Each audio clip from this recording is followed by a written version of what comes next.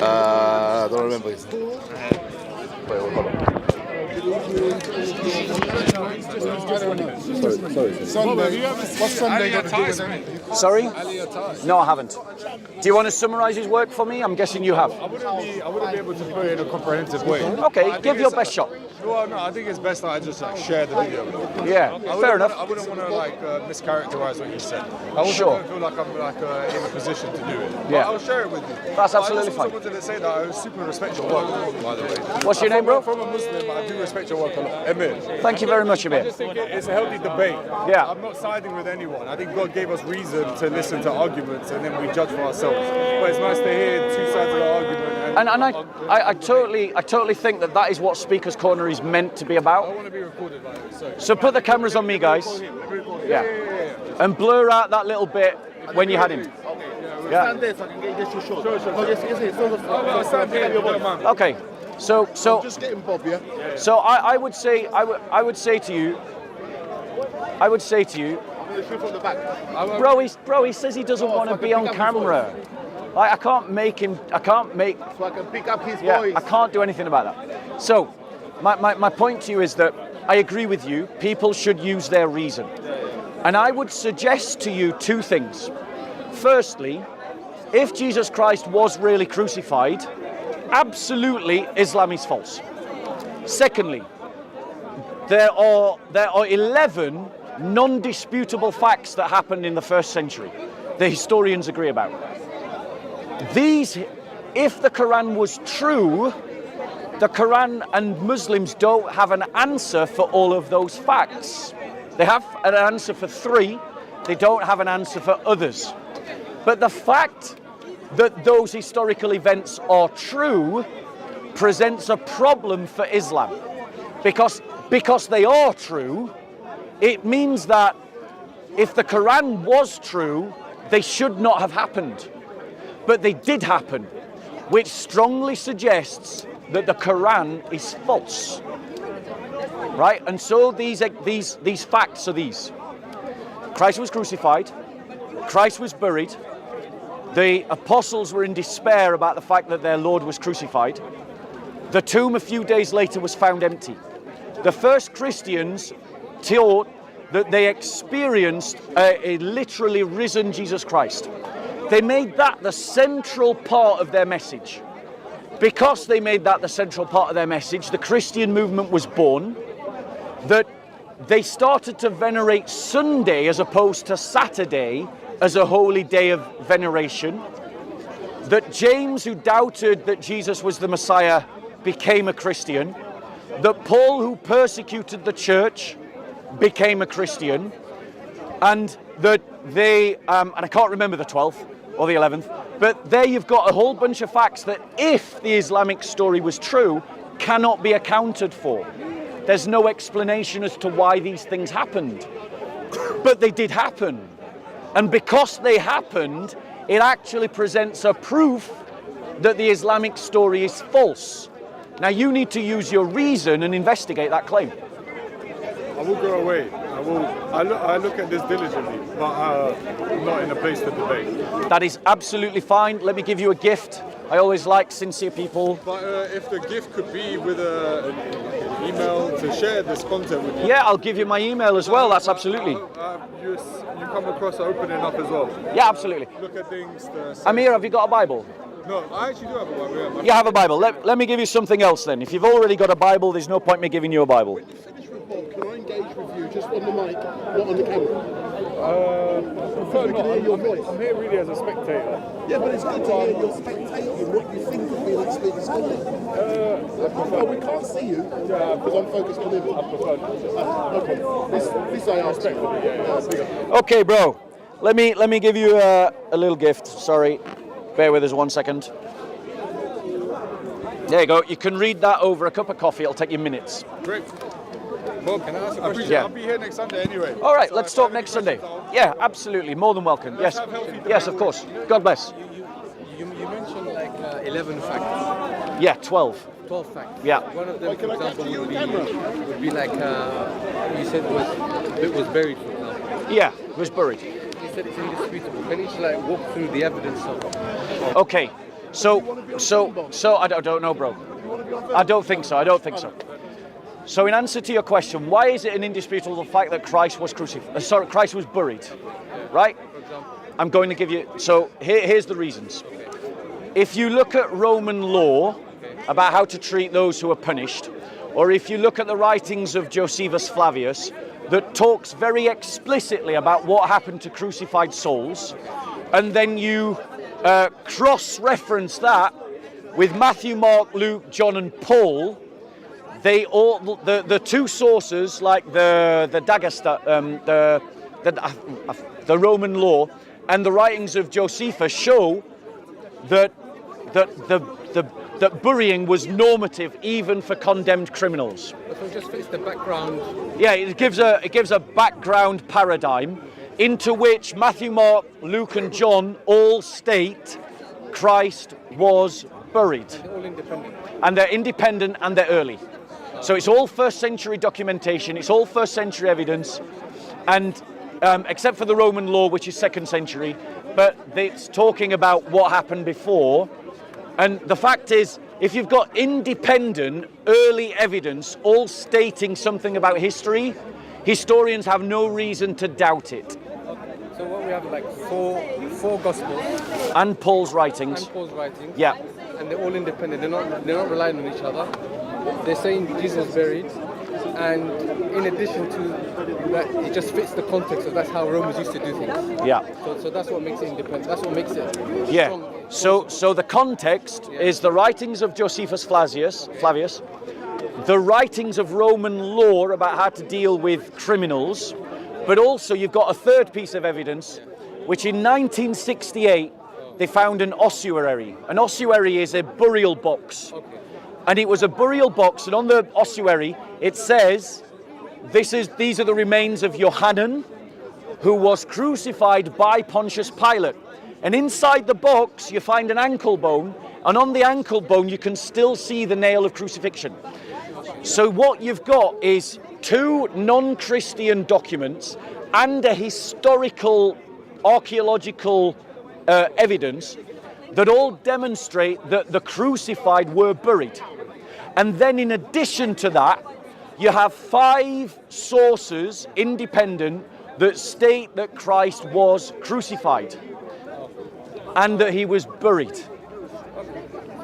So that's why no one disputes that Christ was buried. So for example, if I say it's buried, it's because you have 5 sources, Paul, the Gospels, and you have Josephus, and let's talk about that's how it normally used to happen. Yes, and Roman law, and an ossuary box, which is also background evidence. And then you also said the tomb was found empty. Yes, so the tomb was found empty. That's also an indisputable fact. Yes, so for instance, Bart Ehrman, for instance, he tries to dispute the fact that there was an empty tomb, right? Actual historians like Dr. Mike Lacona, basically say that Dr. Bart Ehrman doesn't know how to do history, right? The reality is that even Dr. Bart Ehrman agrees that in the first century, the first followers of Jesus believed that they had seen the risen Jesus Christ. And the question that anyone who doubts this has to answer is, why did they become convinced? Okay, so is the empty tomb based on them later believing that they saw Christ? No, they believed because they saw an empty tomb and because they had seen the risen Jesus. So the empty tomb is based on what? Their experience. So it's based on what they said. Is it in the New Testament? Yeah, it's in the New Testament.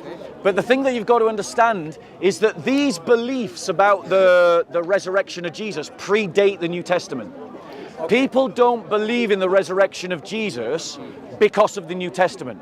They write the New Testament because they believe in the resurrection of Jesus. Okay, no, I understand what you're trying to say. I'm just trying to understand what you said. They're indisputable. Yeah. So they're indisputable historically. Yeah. Because if you're going to dispute something historically, what you need to do is come up with a hypothesis that explains the facts. And then you've got to present evidence for your hypothesis. What are the facts that tell us that the tomb was empty? Right. So the facts that the tomb was empty is this. Okay. Paradigmatically, in first century Judaism, Second Temple Judaism, when a prophet or someone who was a great teacher died, right, the custom was to venerate the tomb. Christ himself accuses the Pharisees and the Sadducees, and he says that the death of every prophet from Abel to John the Baptist will be poured upon this generation because you venerate the tombs of the prophets who you acknowledge that your forefathers killed. And Jewish writings outside of the New Testament also testify to the fact that Jews would venerate the tomb of a great teacher.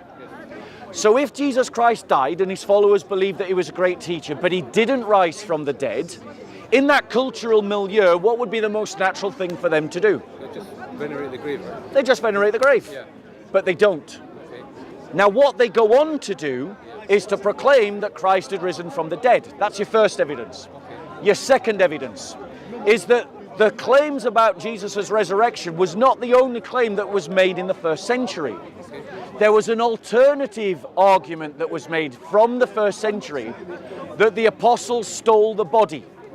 And that continued even into the third century. Christians reference the fact that Jews are still saying that Christ's body was stolen. But what is that an admission of? If you're saying that someone stole the body, you're saying that it was in a tomb and that the tomb was empty.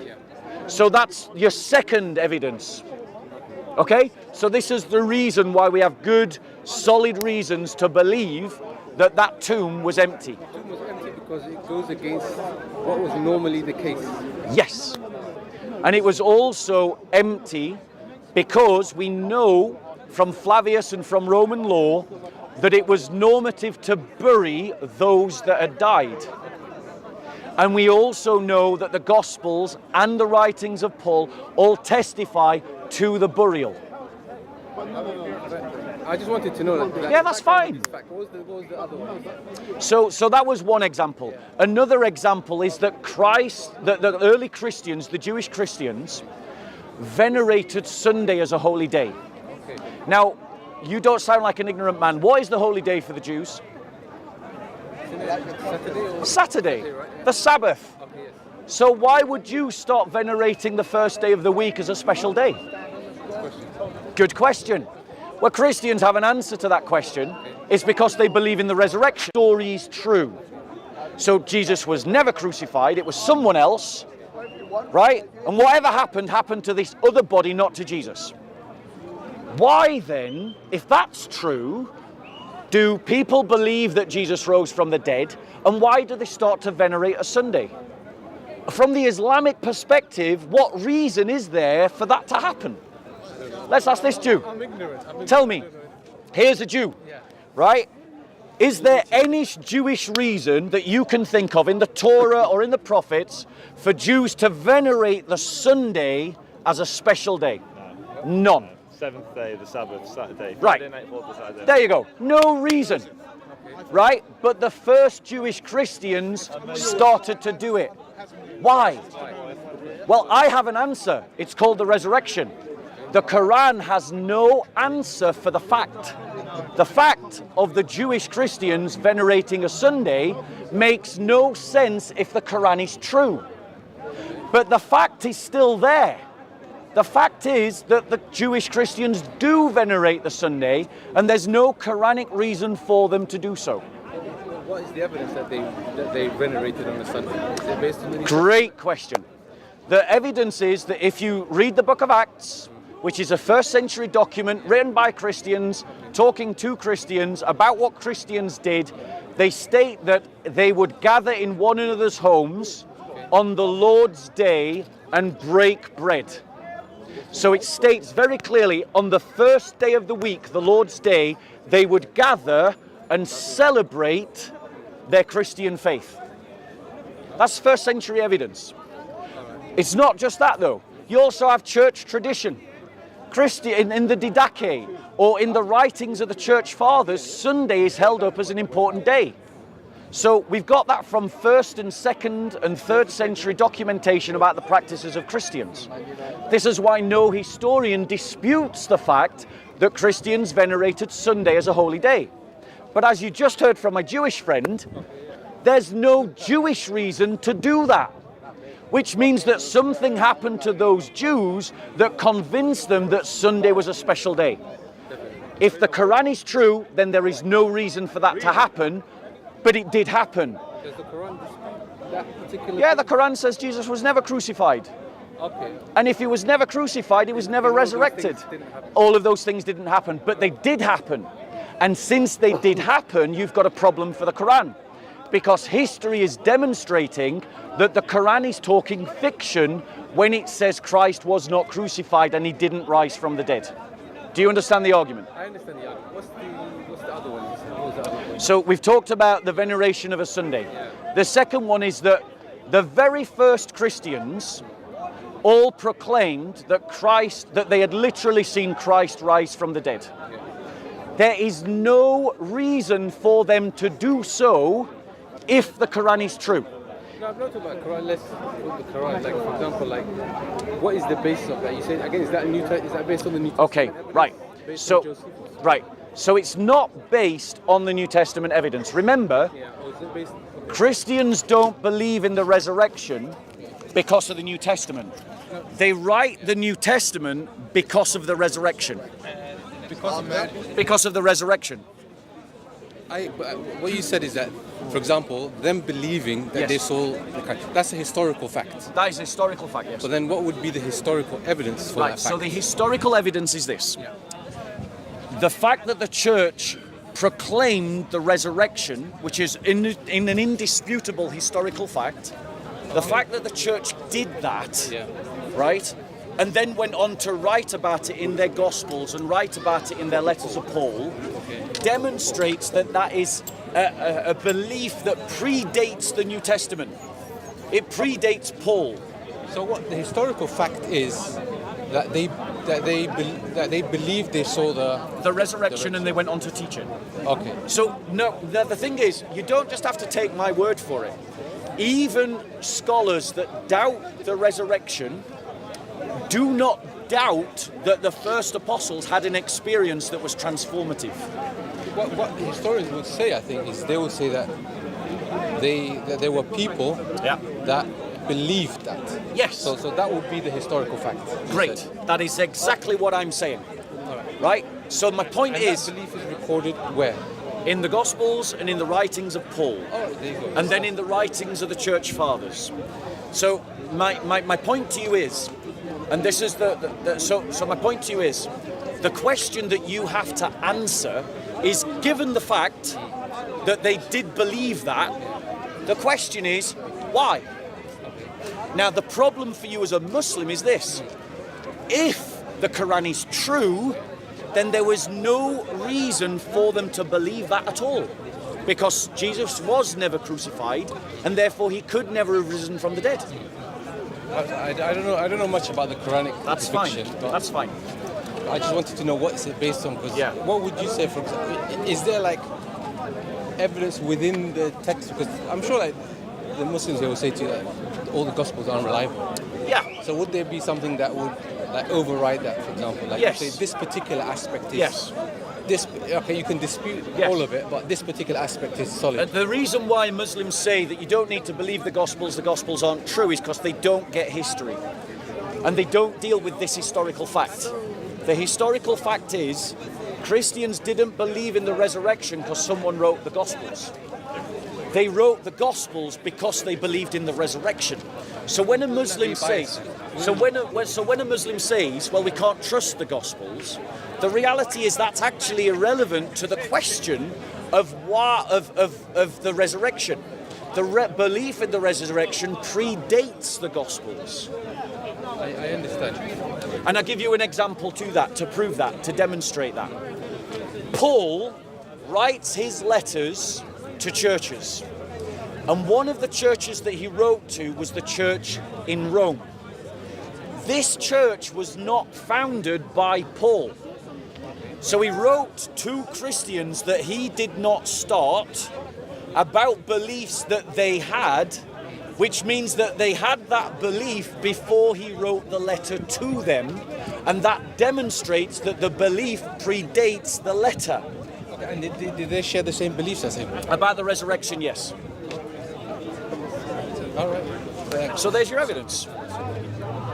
That's fine. Okay. Just what did you say the other one was? You said there's 12, right? There's 12, yeah. So another... All of them kind of like linked to some background event. They are. They're all kind of based on like, oh, this is what Jews would believe. First Christian Jews would believe, and it's contrary to them. Yes. And therefore that gives more credence to the idea that this Absolutely. happened. That's the style of the argument. It's called paradigmatic models. So let me explain what a paradigmatic model is. If someone came to you as a Muslim, a believing Muslim, and said, I've got evidence that the Quran has been changed, what is your instinctive reaction to that statement? Just prove it. It's not true. It's not true. That's because you have a paradigmatic model about what is true. Let me give you another example. If someone walked up to you and said, white people are superior to black people, what would you say to that statement? It's not true. Huh? It's not true, because you have a paradigmatic model that states that's not true. Let's imagine you were in a field or in the desert somewhere. I get it. You're saying that the early Christian Jews believed in a certain thing. They had a certain way of thinking. Yes. that was then broken. Bingo. That was then broken by this. Yes. So my point to you is, the paradigmatic model of first century Jews in Second Temple Judaism did not allow for the idea of an individual resurrection prior to the general resurrection. Nobody believed that. It was impossible. It's like someone coming to you and saying, the Quran's been changed. It's impossible in your worldview. But these first Jews did come to believe that. And so the question is, why? And so you're saying the most plausible reason is that the resurrection did happen? Absolutely. And that is the answer. Now, the thing is, when you've got these historical facts, Christians can give one answer that explains all the facts all at once, without stretching the evidence, without reinterpreting the evidence, without ignoring the evidence. Muslims, according to the Quranic narrative, can only account for 3 of those facts. That Christ was crucified because someone looked like Jesus. That Christ died and was buried because someone looked like Jesus. Right? And that the apostles were distraught that their teacher had died. The Quranic narrative can explain those 3 facts because someone like Jesus was crucified. And everybody believed that that was Jesus. But they can't explain the rest. Can't explain Sunday.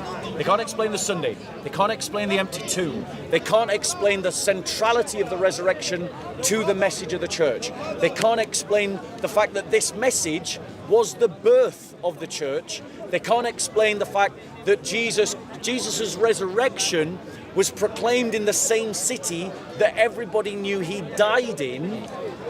In the same city? Okay. Jerusalem. Okay. Yeah, the resurrection was proclaimed in a city where people had witnessed the crucifixion.